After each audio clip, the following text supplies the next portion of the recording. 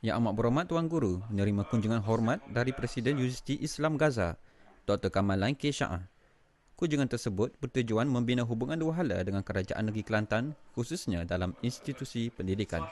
Presiden tersebut bersama-sama rombongannya baru-baru ini turut melawati institusi pendidikan yang terdapat di Kelantan, antaranya Kolej Teknologi Darul Naim, Yayasan Islam Kelantan, Majlis Agama Islam Kelantan dan Hospital Universiti Sains Malaysia.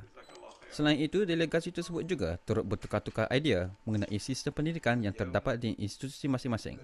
Turut bersama dengan Yang Amat Berhormat Tuan Guru ialah Yang Berhormat Datuk Muhammad Amar bin Abdullah, Esko Pembangunan Islam, Pendidikan dan Dakwah. Kunjungan delegasi itu diadakan di Pejabat Menteri Besar Kelantan 4 Februari lepas. Bertemakan Iltizam Pemangkin Perpaduan Ummah, pertandingan hafazan Al-Quran kali ke-34 yang diadakan di Dewan Utama Kompleks Islam Jubli Perak Panji berjaya mengumpulkan hafiz dan hafizah seluruh Kelantan bagi menguji kepakaran mereka dalam menghafaz Al-Quran. Penuntut dari Ma'had Ahmadi No'man Zaki Muhammad Zaki telah dinobatkan sebagai johan menghafaz Al-Quran bagi kategori 1 hingga 20 juzuk apabila berjaya mengumpul 97.98% sekaligus mengalahkan pesaing beliau Radiah Abdul Rahman, wakil dari Madrasah Darun Nisa yang hanya berjaya memungut 95.88%.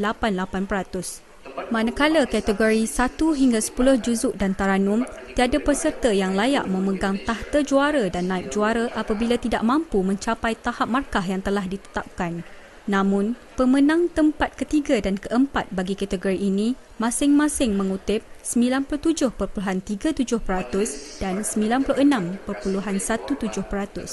Menurut Esko Pembangunan Islam Pendidikan dan Dakwah Negeri Kelantan, Datuk Haji Muhammad Amar Haji Ni Abdullah, tema pada kali ini amat bertepatan dengan penganjuran program seumpama ini kerana di samping umat Islam berkumpul beramai-ramai, kita semua diajak mengangkat martabat Islam dengan menghayati segala isi kandungan Al-Quran.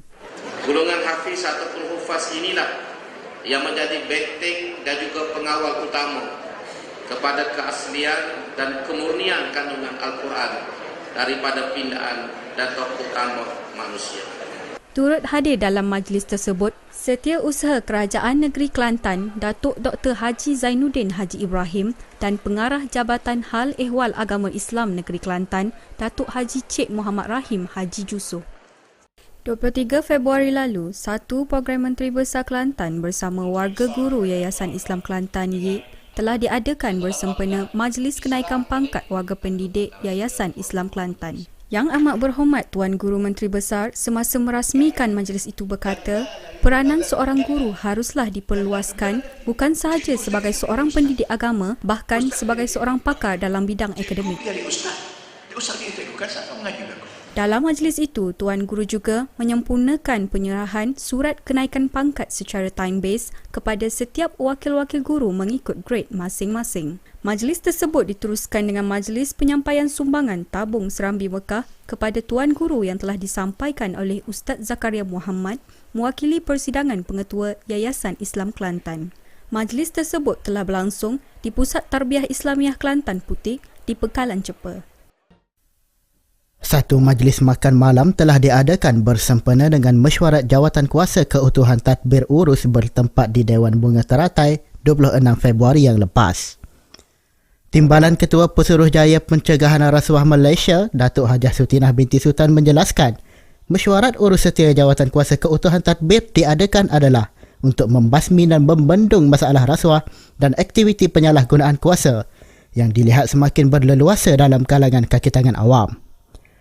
Merupakan satu mekanisme, satu pendekatan yang digunakan untuk menangani isu-isu rasuah, penyelewengan dan salah guna kuasa di dalam sektor awam.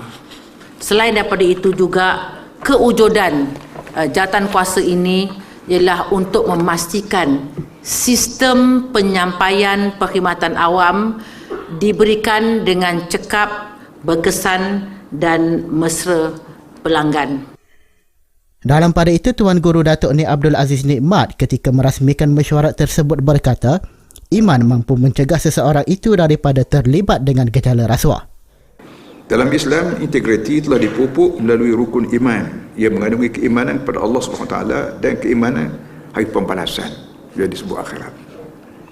Sekalipun rukun iman mengandungi 6 perkara, tapi 2 rukun inilah yang menjadi inti utama yang menghalang manusia daripada melakukan sebarang maksiat. Justru kita melihat bagaimana Rasulullah SAW dalam banyak hadis sering memulakan dengan perkataan man kana yu'minu billahi wal yawmil akhir. Dan Nabi kita Muhammad SAW nak sebut satu perkara yang penting, maka Nabi mulakan ucapan dia dengan perkataan man kana yu'minu billahi wal yawmil akhir. Majlis makanan malam turut diserikan lagi dengan persembahan nyanyian di Kedah Barat oleh kumpulan kreatif Danan dan persembahan jemputan yang lain.